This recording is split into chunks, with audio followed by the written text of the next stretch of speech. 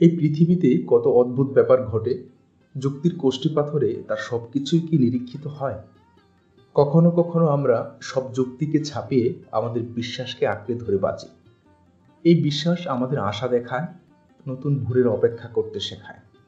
প্রিয় শ্রোতা, আপনি শুনছেন চতুষ্কোণ নিবেদিত হুমায়ূন আহমেদের ছোট গল্প অচিন বৃক্ষ। ইদ্রিস বলল, ভাইজান ভালো করে দেখেন, এর নাম অচিন বৃক্ষ। বলেই থু করে আমার পায়ের কাছে একদলা থুতু ফেলল। লোকটির কুৎসিত অভ্যাস, প্রতিটি বাক্য দুবার করে বলে, দ্বিতীয়বার বলার আগে একদলা থুতু ফেলে। ভাইজান ভালো করে দেখেন, এর নাম অচিন বৃক্ষ।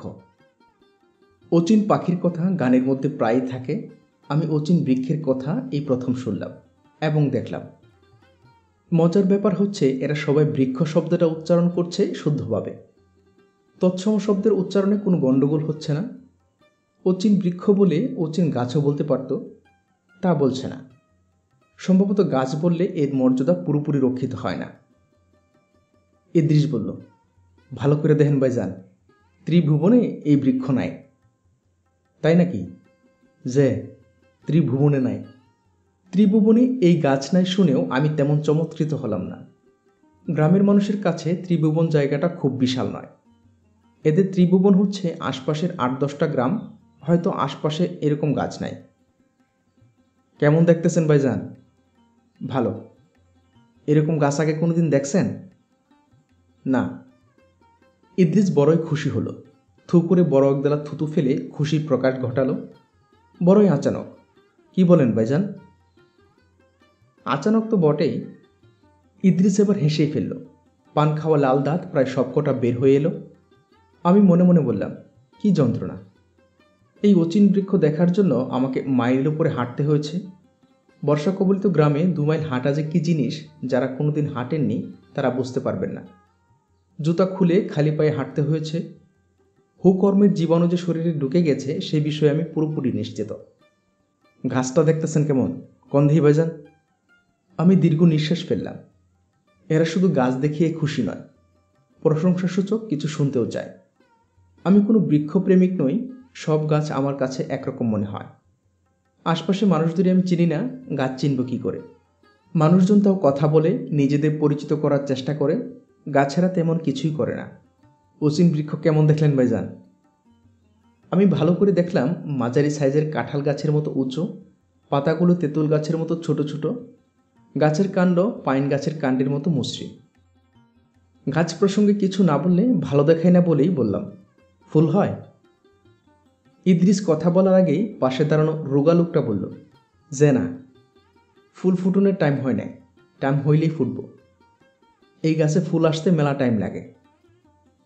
বয়স কত এই গাছের? তা ধরেন ২,০০০-এর কম না, বেশিও হইতে পারে। বলেই লোকটা সমর্থনের আশায় চারদিকে তাকালো। উপস্থিত জনতা অতি দ্রুত মাথা নাড়তে লাগলো, যেন এই বিষয়ে কারো মনে সন্দেহের লেশমাত্র নেই। আমি অত্যন্ত বিরক্ত হলাম। গ্রামের লোকজন কথাবার্তা বলার সময় তাল ঠিক রাখতে পারে না। হুট করে বলে দিল ২,০০০ বছর, আর তাতেই সবাই কেমন মাথা নাড়ছে। আমি ইদ্রিসের দিকে তাকিয়ে বললাম, ইদ্রিস মিয়া, গাছ তো দেখা হলো, চলো যাওয়া যাক। আমার কথায় মনে হলো সবাই খুব অবাক হচ্ছে। ইদ্রিস হতভম্ব গলায় বলল, এখন যাবেন কি? গাছ তো দেখাই হইল না। তার উপরে মাস্টার সাহেবের খবর দেওয়া হয়েছে, আসতেছে। আমার চারপাশে ১৭-১৮ জন মানুষ আর একপাল উলঙ্গ শিশু। অচিন বৃক্ষের লাগোয়া বাড়ি থেকে বৌজিরা উকি দিচ্ছে। একজন এক কাঁধে ডাব পেরে নিয়ে এলো। অবাক হয়ে লক্ষ্য করলাম, কালো রঙের বিশাল একটা চেয়ারও একজন মাথায় করে আনছে। এই গ্রামের এটাই হয়তো একমাত্র চেয়ার। অচিন বৃক্ষ যারা দেখতে আসেন তাদের সবাইকে এই চেয়ারে বসতে হয়। অচিন বৃক্ষের নিচে চেয়ার পাতা হলো, আমি বসলাম। কে একজন হাত পাখা দিয়ে আমাকে প্রবল বেগে হাওয়া করতে লাগলো। স্থানীয় প্রাইমারি স্কুলের হেডমাস্টার সাহেব চলে এলেন। বয়স অল্প, তবে অল্প বয়সেই গালটা ভেঙে একাকার। দেখেই মনে হয় জীবনযুদ্ধে পরাজিত একজন মানুষ। বেঁচে থাকতে হয় বলেই বেঁচে আছেন, ছাত্র পড়াচ্ছেন। হেডমাস্টার সাহেবের নাম মোহাম্মদ কুদ্দুস। তার সম্ভবত হাঁপানি আছে, বড় বড় করে শ্বাস নিচ্ছেন। নিজেকে সামলে কথা বলতে অনেক সময় লাগলো। স্যারের কি শরীর ভালো? জি ভালো। আসতে একটু দেরি হলো, মনে কিছু নেবেন না স্যার। মনে কিছু নিচ্ছি না। বিশিষ্ট লোকজন শহর থেকে অচিন বৃক্ষ দেখতে আসে, বড় ভালো লাগে। বিশিষ্ট লোকজনের সঙ্গে দেখা সাক্ষাৎ হয়। আপনি ভুল করছেন ভাই, আমি বিশিষ্ট কেউ নয়। এই তোমরা স্যারকে হাত পা ধোয়ার পানি দেও নাই, বিষয় কি? হাত পা ধুয়ে কি হবে, আবার তো কাদায় ভাঙতে হবে। হেডমাস্টার সাহেব অত্যন্ত বিস্মিত হলেন। খাওয়া দাওয়া করবেন না? আমার বাড়িতে পাক শাক হইতেছে, সাইডা ডাল ভাত, বিশেষ কিছু না। গ্রাম দেশে কিছু জোগাড়যন্ত্র করা যায় না। বিশিষ্ট মেহমানরা আসেন। গত বছর ময়মনসিংহের এডিসি সাহেব এসেছিলেন, এডিসি রেভিনিউ, বিশিষ্ট ভদ্রলোক। অচিন বৃক্ষ রক্ষণাবেক্ষণের জন্য 1000 টাকা দেওয়ার আদা করলেন। তাই নাকি? জি। অবশ্য টাকা এখনও পাওয়া যায় নাই, এরা কাজের মানুষ, নানান কাজের চাপে ভুলে গেছেন আর কি। আমাদের তো তেমন কাজকর্ম কিছু নাই, এদের শতেক কাজ। তবু ভাবতেছি একটা পত্র দিব, আপনি কি বলেন? দিন, চিঠি দিয়ে মনে করিয়ে দিন। আবার বিরক্ত হন কিনা কে জানে, এরা কাজের মানুষ, চিঠি দিয়ে বিরক্ত করাও ঠিক না। এই চায়ের কি হইল, চা হচ্ছে নাকি? জি, বানাতে বলে এসেছি। চায়ের ব্যবস্থা আমার বাড়িতে আছে, মাঝে মধ্যে হয়। এগ্রিকালচার ইউনিভার্সিটির এক প্রফেসর সাহেব এসেছিলেন, বিরাট বিজ্ঞানী লোক। এদের দেখা পাওয়া তো ভাগ্যের কথা, কি বলেন স্যার? তা তো বটেই। চা চলে এলো। চা খেতে খেতে এই গ্রামের অচিন বৃক্ষ কি করে এলো সেই গল্প হেডমাস্টার সাহেবের কাছে শুনলাম। এক ডাইনি নাকি এই গাছের উপর শোয়ার হয়ে আকাশ পথে যাচ্ছিল। হঠাৎ তার পানির পিপাসা হয়, এখানে সে নামে। পানি খেয়ে তৃষ্ণা নিবারিত করে। পানি ছিল বড়ই মিঠা। ডাইনি তখন সন্তুষ্ট হয়ে গ্রামের লোকদের বলে, তোমাদের মিঠা পানি খেয়েছি, তার প্রতিদান এই গাছ দিয়ে গেলাম। গাছটা যত্ন করে রাখবে, অনেক অনেক দিন পরে গাছে ফুল ধরবে, তখন তোমাদের দুঃখ থাকবে না। এই গাছের ফুল সর্বরোগের মহা ঔষধ। একদিন উপাস থেকে খালি পেটে এই ফুল খেলেই হবে। আমি বিরক্ত হয়ে বললাম, আপনি এই গল্প বিশ্বাস করেন? হেডমাস্টার সাহেব অবাক হয়ে বললেন, বিশ্বাস করব না কেন?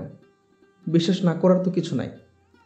যে যুগে মানুষ চাঁদে হাঁটাহাঁটি করছে, সেই যুগে আপনি বিশ্বাস করছেন গাছে চড়ে ডাইনি এসেছিল? জগতে অনেক আচানক ব্যাপার হয় জনাব। যেমন ধরেন ব্যাঙের মাথায় মণি, যে মণি 7 রাজার ধন। অন্ধকার রাতে ব্যাঙ এই মণি শরীর থেকে বের করে, তখন চারদিক আলো হয়ে যায়। আলো দেখে পোকারা আসে, ব্যাঙ সেই পোকা ধরে ধরে খায়। আপনি ব্যাঙের মণি দেখেছেন? জি জনাব, নিজের চোখে দেখা। আমি তখন 7ম শ্রেণীর ছাত্র। আমি চুপ করে গেলাম। যিনি ব্যাঙের মণি নিজে দেখেছেন বলে দাবি করেন, তার সঙ্গে কুসংস্কার নিয়ে তর্ক করা বৃথা। তাছাড়া দেখা গেল ব্যাঙের মণি তিনি একাই দেখেননি, আমার আশপাশে যারা দাঁড়িয়ে আছে তাদের অনেকেও দেখেছেন। দুপুরে হেডমাস্টার সাহেবের বাসায় খেতে গেলাম আমি এবং ইদ্রিস। হেডমাস্টার সাহেবের হতদরিদ্র অবস্থা দেখে মনটা খারাপ হয়ে গেল। প্রাইমারি স্কুলের একজন হেডমাস্টার সাহেবের যদি এই দশা হয়, তখন অন্যদের না জানি কী অবস্থা। অথচ এর মধ্যেই পোলাও রান্না হয়েছে, মুরগির কুরমা করা হয়েছে। দরিদ্র মানুষটির অনেকগুলো টাকা বের হয়ে গেছে এই বাবদে। আপনি এসেছেন, বড় ভালো লাগতেছে। অজপাড়া গায়ে থাকি, দু একটা জ্ঞানের কথা নিয়ে যে আলাপ করব সেই সুবিধা নাই। অচিন বৃক্ষ থাকায় আপনাদের মতো বিশিষ্ট ব্যক্তিরা আসেন, বড় ভালো লাগে। কিছু জ্ঞানের কথা শুনতে পারি। বেচারা জ্ঞানের কথা শুনতে চায়, কোনো জ্ঞানের কথা আমার মনে এলো না। আমি বললাম, রান্না তো চমৎকার হয়েছে, কে রেঁধেছে? আপনার স্ত্রী? জি না জনাব, আমার কনিষ্ঠ ভাগ্নে। আমার স্ত্রী খুবই অসুস্থ, দীর্ঘদিন শয্যাশায়ী। সে কি? হার্টের বাল্বের সমস্যা। ঢাকা নিয়ে গিয়েছিলাম, ডাক্তার বলেছেন 2 লাখ টাকা খরচ করলে একটা কিছু করা যাবে। কোথায় পাবো এত টাকা বলেন দেখি? আমি চুপ করে গেলাম। হেডমাস্টার সাহেব সহজ ভঙ্গিতে বললেন, আপনি যখন আসছেন আমার স্ত্রীর সঙ্গে দেখা করিয়ে দেব। সে শহরের মেয়ে, মেট্রিক পাস। তাই নাকি? জি, মেট্রিক ফার্স্ট ডিভিশন ছিল। টোটাল মার্ক 611, জেনারেল অঙ্ক পেয়েছে 76, আর 4টা নম্বর হলে লেটার হতো। হেডমাস্টার সাহেব দীর্ঘ নিঃশ্বাস ফেললেন। ওর আবার লেখালেখি শখ আছে। বলেন কি? শরীরটা যখন ভালো ছিল তখন কবিতা লিখত। তাই মূর্খের জায়গায় কবিতার মতো জিনিস কে বুঝবে বলেন? আপনি আসছেন, 2 একটা পড়ে দেখবেন। জি নিশ্চয়ই পড়ব। মহসিন সাহেব বলে এক ভদ্রলোক এসেছিলেন, তিনি একটি কবিতার কপি করে নিয়ে গিয়েছিলেন। বলেছিলেন অনেক পত্রিকার সাথে তার যোগাযোগ আছে, ছাপিয়ে দিবেন। ছাপা হয়েছে? হয়েছে নিশ্চয়ই। কবিতাটা ভালো ছিল, নদীর উপরে লেখা। পত্রিকা টত্রিকা তো এখানে কিছু আসে না, জানার উপায় নাই। একটা পত্রিকা পড়তে হলে যেতে হয় মশাখালী বাজার। চিন্তা করেন অবস্থা। শেখ সাহেবের মৃত্যুর খবর পেয়েছি 2 দিন পরে। বুঝলেন অবস্থা? অবস্থা তো খারাপ বলেই মনে হচ্ছে। তাও অচিন বৃক্ষ থাকায় দুনিয়ার সাথে যোগাযোগ আছে। আসেন বেশেম, আমার স্ত্রীর সঙ্গে একটু কথা বলেন। সে শহরের মেয়ে, ময়মনসিংহ শহরে পড়াশোনা করেছে। আমি অসুস্থ বোধ করতে লাগলাম। অপরিচিত অসুস্থ একজন মহিলার সঙ্গে আমি কি কথা বলবো? ব্যাপার দেখে মনে হচ্ছে অচিন বৃক্ষ দেখতে যারা আসেন তাদের সবাইকে এই মহিলার সঙ্গেও দেখা করতে হয়। মহিলার সঙ্গে দেখা হলো। মহিলা না বলে মেয়ে বলাই উচিত। 19-20 বেশি বয়স হবে না। বিছানার সঙ্গে মিশে আছে। মানুষ নয়, যেন মিশরের মমি। বিশিষ্ট অতিথিকে দেখে তার মধ্যে কোনো প্রাণচঞ্চল্য লক্ষ্য করা গেল না। তবে বিড়বিড় করে কি যেন বলল। হেডমাস্টার সাহেব তার মুখের কাছে ঝুঁকে পড়লেন। পরক্ষণেই হাসি মুখে বললেন, আপনাকে সালাম দিচ্ছে। আমি কি বলবো ভেবে পেলাম না। কিছু একটা বলতে হয়, অথচ বলার মতো কিছুই পাচ্ছি না। মেয়েটি আবার বিড়বিড় করে কি যেন বলল। হেডমাস্টার সাহেব বললেন, রেনু বলছে আপনার খাওয়া দাওয়ায় খুব কষ্ট হলো। ওর কথা আর কেউ বুঝতে পারে না, আমি পারি। আমি বললাম, চিকিৎসা হচ্ছে তো, নাকি এমনই রেখে দিয়েছেন? হেডমাস্টার সাহেব এই প্রশ্নের জবাব দিলেন না। মেয়েটি বিড়বিড় করে আবার যেন কি বলল। হেডমাস্টার সাহেব বুঝিয়ে দিলেন। ও জিজ্ঞেস করছে অচিন বৃক্ষ দেখে খুশি হয়েছেন কিনা। আমি বললাম, হয়েছি, খুব খুশি হয়েছি। মেয়েটি বলল, ফুল ফুটলে আরেকবার আসবেন, ঠিকানা দিয়ে যান, ফুল ফুটলে আপনাকে চিঠি লিখবে। মেয়েটি এই কথাগুলো বেশ স্পষ্ট করে বলল। আমার বুঝতে তেমন কোনো অসুবিধা হলো না। আমি বললাম, আপনি বিশ্রাম করুন, আমি চাই। হেডমাস্টার সাহেব আমাকে এগিয়ে দিতে চাচ্ছিলেন, আমি রাজি হলাম না। এই ভদ্রলোকের এখন উচিত তার স্ত্রীর কাছে থাকা। যত সময় সে তার স্ত্রীর পাশে থাকবে ততই মঙ্গল। এই মেয়েটির দিনের আলো যে নিভে এসেছে তা যে কেউ বলে দিতে পারে। আমি এবং ইদ্রিস ফিরে যাচ্ছি। আসার সময় যতটা কষ্ট হয়েছিল, ফেরার সময় ততটা না। আকাশে মেঘ করায় রোদের হাত থেকে রক্ষা হয়েছে, তার উপর ঠান্ডা বাতাস দিচ্ছে। ইদ্রিসের সঙ্গে গল্প করতে করতে এগোচ্ছি। আমি বললাম, হেডমাস্টার সাহেব তার স্ত্রীর চিকিৎসা করাচ্ছেন না? করাইতেছে। বিশেষ সম্পত্তি যা ছিল সব গেছে পরিবারের পিছনে। এখন বাড়িটা পর্যন্ত বন্ধক। তাই নাকি? জি। এই মানুষটা পরিবারের জন্য পাগল। সারা রাত ঘুমায় না, স্ত্রীর দ্বারে বসে থাকে, আর দিনের মধ্যে 10টা চক্কর দেয় অচিন বৃক্ষের কাছে। কেন? ফুল ফুটছে কিনা দেখে। অচিন বৃক্ষের ফুল হইল এখন শেষ ভরসা। আমি দীর্ঘ নিঃশ্বাস ফেললাম। খেয়াঘাটের সামনে এসে আমাকে থমকে দাঁড়াতে হলো। দেখা গেল হেডমাস্টার সাহেব ছুটতে ছুটতে আসছেন। ছুটে আসার জন্য তো পরিশ্রমে খুবই কাহিল হয়ে পড়া একজন মানুষ, যার সারা শরীর দিয়ে ধরধর করে গাম জ্বরছে। ছুটে আসার কারণ হচ্ছে স্ত্রীর কবিতার খাতা আমাকে দেখাতে ভুলে গিয়েছিলেন। মনে পড়ায় সঙ্গে করে নিয়ে এসেছেন। আমরা একটা অসৎ গাছের ছায়ার নিচে বসলাম। হেডমাস্টার সাহেবকে খুশি করার জন্য 2 নম্বরী খাতার প্রথম পাতা থেকে শেষ পাতা পর্যন্ত পড়ে বললাম, খুব ভালো হয়েছে। হেডমাস্টার সাহেবের চোখ মুখ উজ্জ্বল হয়ে উঠল। তিনি দীর্ঘ সময় চুপ করে থেকে বললেন, এখন আর কিছু লিখতে পারে না, শরীরটা বেশি খারাপ। আমি বললাম, শরীর ভালো হবে আবার লিখবেন।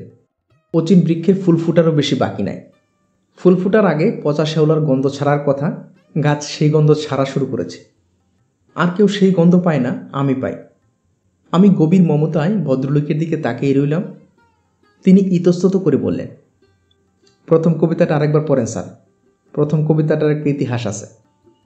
হেডমাস্টার সাহেব লাজুক গলায় বললেন, রেনুকে আমি যখন প্রাইভেট পড়াই, একদিন বাড়ির কাজ দিয়েছি, বাড়ির কাজের খাতা আমার হাতে দিয়ে দৌড় দিয়ে পালাইল। আর তো আসে না। খাতা খুললে দেখি কবিতা, আমারে নিয়ে লেখা। কি সর্বনাশ বলেন দেখি। যদি এই খাতা অন্যের হাতে পড়তো কী অবস্থা হইতো বলেন? অন্যের হাতে পড়বে কেন? বুদ্ধিমতী মেয়ে, সে দিবি আপনার হাতে। তা ঠিক, রেনুর বুদ্ধির কোনো মাপ নাই। কি বুদ্ধি কি বুদ্ধি! তার বাপ মা বিয়ে ঠিক করলো, ছেলে পুবালি ব্যাংকের অফিসার, চেহারা সুরত ভালো, ভালো বংশ। পাঞ্চিনি হয়ে গেল। রেনু চুপ করে রইল। তারপর একদিন তার মারে গভীর রাতে ঘুম থেকে ডেকে বলল, মা তুমি আমার বিষ জোগাড় করে দাও, আমি বিষ খাবো। রেনুর মা বলল, কেন? আমি একজনের বিবাহ করব কথা দিছি, এখন অন্যের সঙ্গে বিবাহ হইতেছে, বিষ ছাড়া আমার উপায় নেই। কত বড় মিথ্যা কথা, কিন্তু বলল ঠান্ডা গলায়। ওই বিয়ে ভেঙে গেল। রেনু মা বাবা তাড়াহুড়া করে আমার সঙ্গে বিয়ে দিলেন। নিজের ঘরের কথা আপনাকে বলে ফেললাম, আপনি স্যার কিছু মনে নেবেন না।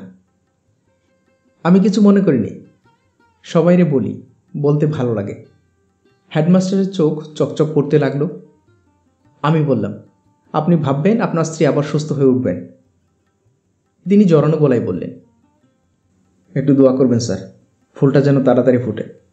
পরন্ত বেলায় খেয়া নৌকায় উঠলাম। হেডমাস্টার সাহেব মূর্তির মতো ওপারে দাঁড়িয়ে রইলেন। তার দাঁড়িয়ে থাকার মধ্যে এক ধরনের প্রতীক্ষার ভঙ্গি আছে। সেই প্রতীক্ষা অচিন বৃক্ষের অচিন ফুলের জন্য, যে প্রতীক্ষায় প্রহর গুনছে হতদরিদ্র গ্রামের অন্য সব মানুষরাও। এবং কি আশ্চর্য, আমার মতো কঠিন নাস্তিকের মধ্যেও সেই প্রতীক্ষার ছায়া।